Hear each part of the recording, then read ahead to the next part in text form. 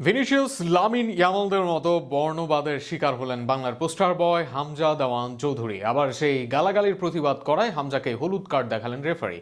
আশ্চর্য ও হতাশ হয়ে মন বিষণ্ণ করে মাঠ ছাড়লেন হামজা দেওয়ান চৌধুরী। আরও বিস্তারিত শুনুন প্রতিবেদনা। ইংলিশ ফুটবলে আবারও বর্ণবাদের কুৎসিত চিত্র সামনে এসেছে। এবার সেই ঘৃণ্য আচরণের শিকার হলেন লেস্টার সিটির বাংলাদেশি মিডফিল্ডার হামজা চৌধুরী। সবচেয়ে দুঃখজনক বিষয় হলো, গ্যালারি থেকে আসা বর্ণবাদী মন্তব্যের প্রতিবাদ করতে গিয়েও তিনি রেফারির কাছ থেকে উল্টো হলুদ কার্ড পেয়ে যান। শনিবার ইংলিশ চ্যাম্পিয়নশিপের একটি ম্যাচে পোর্টসমাউথের বিপক্ষে মাঠে নামে লেস্টার সিটি। দীর্ঘদিন ইনজুরির পর এই ম্যাচে প্রথম একাদশে ফিরেছেন 28 বছর বয়সী এই বাংলাদেশি। শুরু থেকেই তিনি মাঝ মাঠে গুরুত্বপূর্ণ ভূমিকা রাখার চেষ্টা করেন এবং ম্যাচে তার উপস্থিতি ছিল চোখে পড়ার মতো। তবে ম্যাচের 71তম মিনিটে ঘটে অনাকাঙ্ক্ষিত সেই ঘটনা। লেস্টারের কোচ গ্যারি রোয়েট তাকে পরিবর্তন করে জর্ডান জেমসকে মাঠে নামানোর সিদ্ধান্ত নেন। মাঠ ছাড়ার সময় পোর্টসমাউথ সমর্থকদের একাংশ থেকে হামজার উদ্দেশ্যে বর্ণবাদী গালিগালাজ ও কটূক্তি ছোড়া হয়।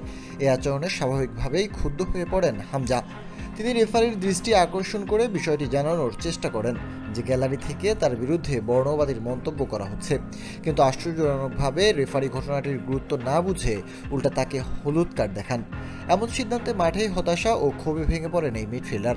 পরবর্তীতে ডাকআউটে ফেরার সময় তাকে মানসিকভাবে ভীষণ বিপর্যস্ত দেখা যায়। কোচিং স্টাফের একজন তাকে শান্ত করার চেষ্টা করলে তিনি বিরক্তি ভরে দূরে সরে যান।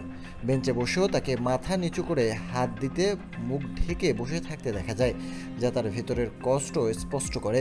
ডেইলি এক্সপ্রেসের প্রতিবেদনে বলা হয়েছে, ঘটনার পর হামজা মাঠের পাশের কিছু দর্শকদের সঙ্গে উত্তপ্ত বাক্য বিনিময়ে জড়িয়ে পড়েন।